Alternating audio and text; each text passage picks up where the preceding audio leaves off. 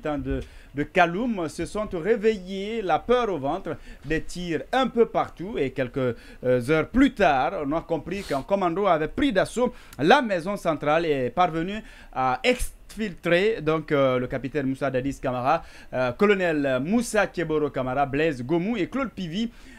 Tierno Amadou Mbone Camara, on a suivi cette actualité. J'avoue que c'était, on va dire, c'était de l'inimaginable.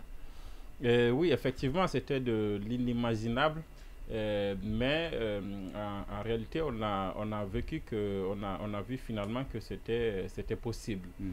Et effectivement, comme vous l'avez dit, en plantant le décor, il y a eu ce commando qui est intervenu et qui a réussi à sortir donc ces personnalités dont vous avez donné les noms tout à l'heure.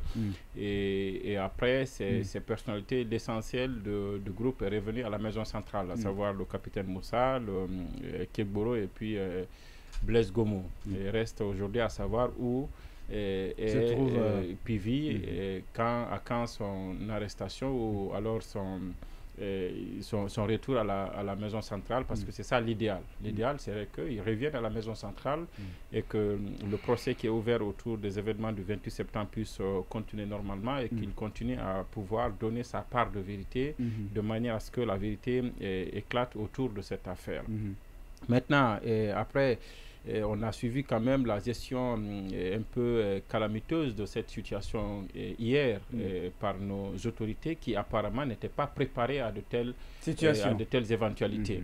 Et vous voyez bien qu'on était tellement sûr que tout était bien sécurisé, que tout n'a pas vu venir comme on a l'habitude de le dire, la situation est toujours sous contrôle.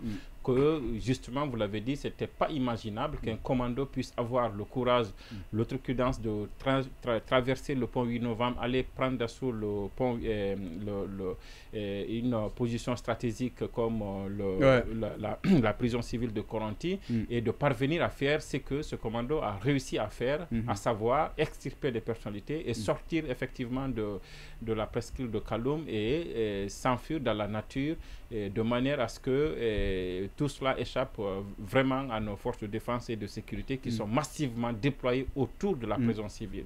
En tout cas, c'est ce que ça laisse apparaître quand on est de passage et qu'on voit ces chars et qu'on voit ces agents qui sont autour.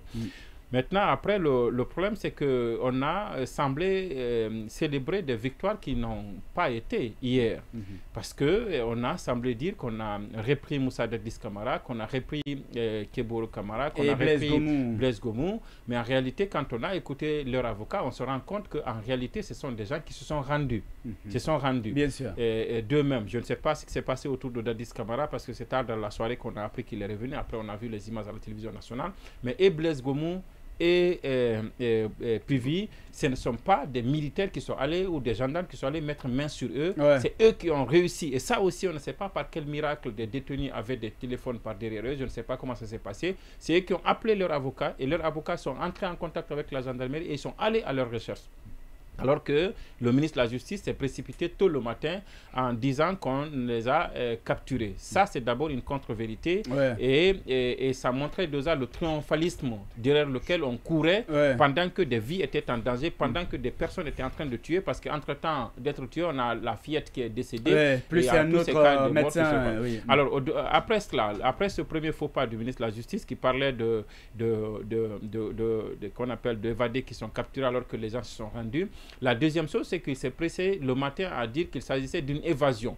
Mais après, quand on a suivi les témoignages de ce jeune qui parlait en pulaar et en français, et sur qu'on nos a suivi antennes, les avocats, on s'est rendu compte que Moussa Keboro, par exemple, Keboro, fondamentalement, a été contraint.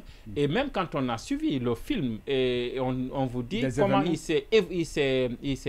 il a échappé à ses ravisseurs, on se rend compte que c'est eux qui étaient les victimes. Si en tout cas cette thèse venait à se confirmer, c'est eux qui étaient victimes d'un enlèvement qui lui-même, au-delà de lui, la problématique fondamentale, c'est que cet enlèvement a réussi parce qu'il y avait une faille sécuritaire. Et cette faille sécuritaire-là, la faute, ce n'est pas à Moussa Dadis Camara, ce n'est pas à Pivy, ce n'est pas à quelqu'un d'autre. La faille, la responsabilité, c'est à nos autorités, notamment à l'administration pénitentiaire, mais aussi au ministère de la Défense et au ministère de la Sécurité, à la gendarmerie, qui sont déployés tout autour de la prison centrale. de la maison centrale, j'allais dire. Alors, il y a tous ces éléments-là, et je pense qu'il y a eu une gestion catastrophique de cette situation. On a vu un chef d'état-major de l'armée faire un communiqué assis. Je vous ai entendu commenter hier ici son apparition, son message, son discours, et qui, quelquefois, d'ailleurs, renvoyait à autre chose qui n'avait rien à voir avec une évasion, oui, et qui parlait on a entendu le ministre de la Justice parler de coup d'État et tout ça, et ça allait dans tous les sens. Il y avait une gestion assez catastrophique de cette situation hier. Et en réalité, d'ailleurs, je vais terminer par ça. Je me demande, est-ce qu'il y a une victoire à célébrer?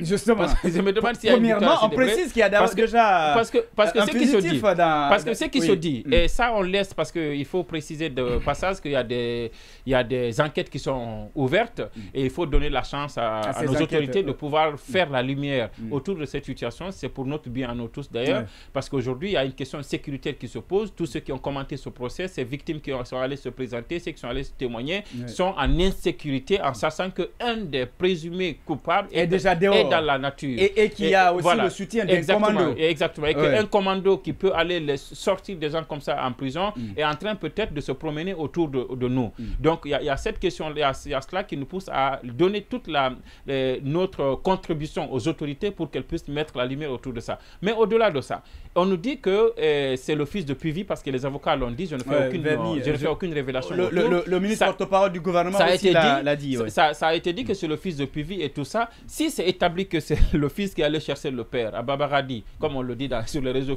sociaux à ce moment, qui allait chercher le père avec autant de courage, donc ça voudrait peut-être dire que l'objectif principal n'était pas de faire fuir Dadis, qui est rattrapé, n'était pas de faire évader Keboro, qui a été rattrapé. Peut-être que l'objectif ultime, c'était de pouvoir faire fuir son papa. Et pour le moment, jusqu'à preuve du contraire, il n'y a pas de victoire là-dessus, parce que personne ne dit que Puvis est retourné à la prison centrale. Donc je pense que pour le moment, il n'y a aucune victoire à célébrer de la part de nos forces de défense et de sécurité et de la part de notre ministère de la Justice.